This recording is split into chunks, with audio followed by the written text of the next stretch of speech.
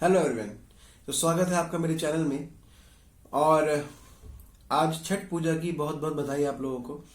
और मैं आशा करता हूँ कि जो भी बीते त्योहार, दिवाली, धनतेरस, क्या था, गोवर्धन और भैया दूज, सब त्योहार बहुत ही अच्छे तरीके से आपने मनाए होंगे। और मैं आशा करता हूँ कि आप सब लोग बहुत ही सुरक्षित और ठीक से रहे होंगे।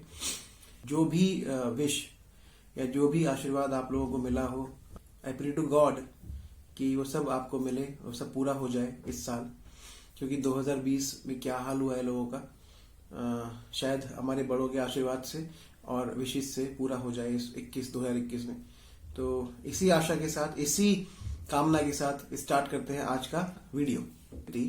अगर कोई भी व्यक्ति अपनी गलत इंटेंशन से, कोई ऑफेंस करने के इंटेंशन से किसी दूसरे व्यक्ति की लैंड में या प्रॉपर्टी में एंटर करता है, तो उसको बोलते हैं कि उसने क्रिमिनल ट्रेसपास किया है। ठीक है जी।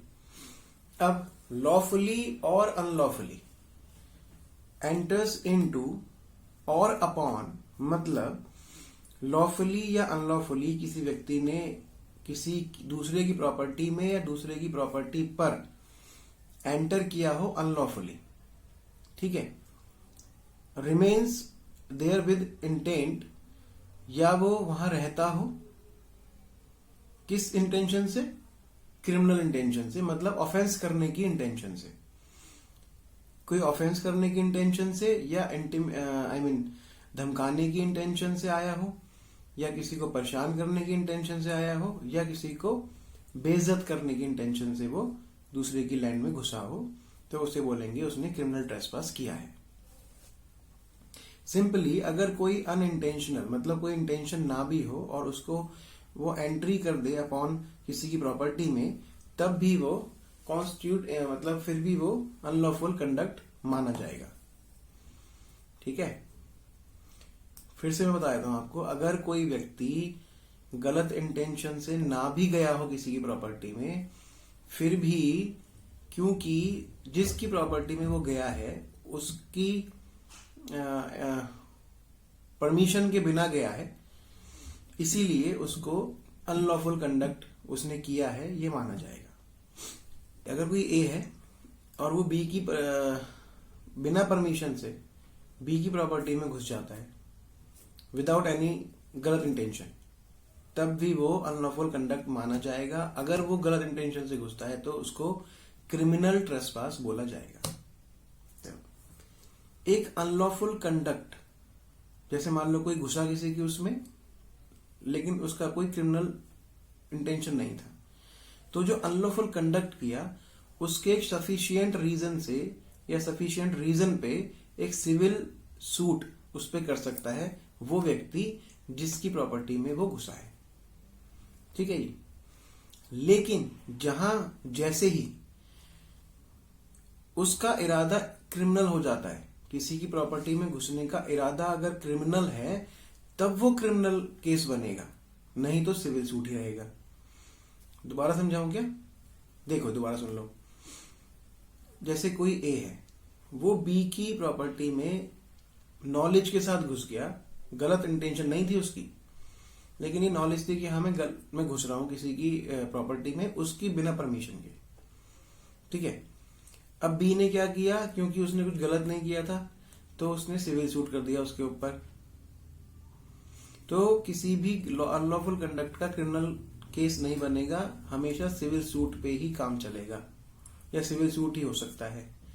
जैसे ही अनलॉफुल कंडक्ट का एक्ट क्रिमिनल हुआ, वैसे ही वो क्रिमिनल ट्रेसपास हो जाएगा, और क्रिमिनल ट्रेसपास होते ही उस पे क्रिमिनल केस भी कर सकता है।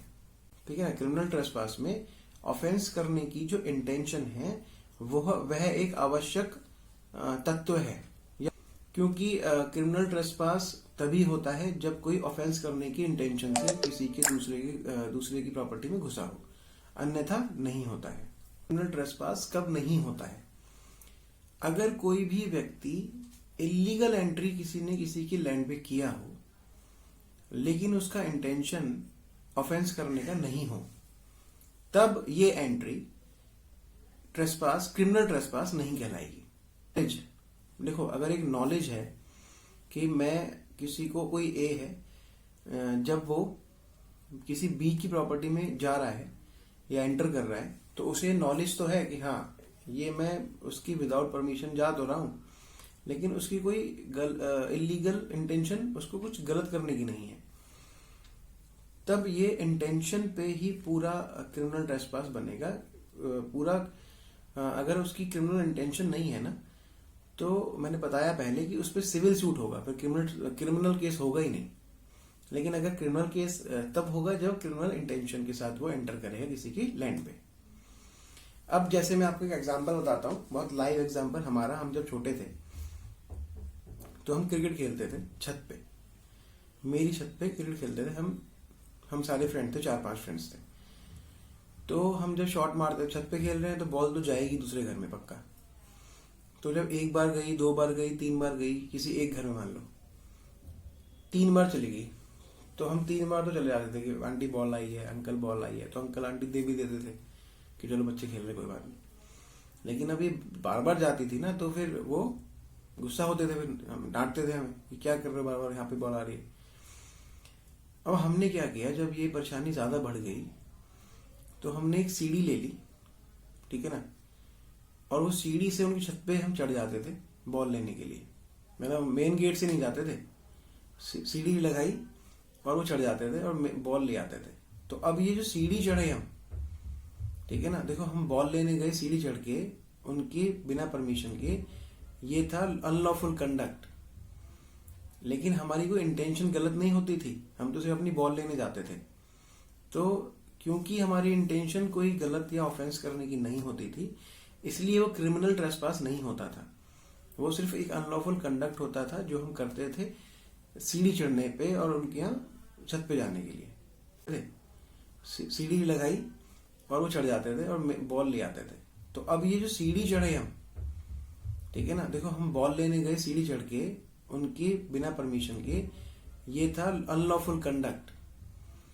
लेकिन हमारी कोई इंटेंशन गलत नहीं होती थी, हम तो सिर्फ अपनी बॉल लेने जाते थे। तो क्योंकि हमारी इंटेंशन कोई गलत या ऑफेंस करने की नहीं होती थी, इसलिए वो क्रिमिनल ट्रेसपास नहीं होता था।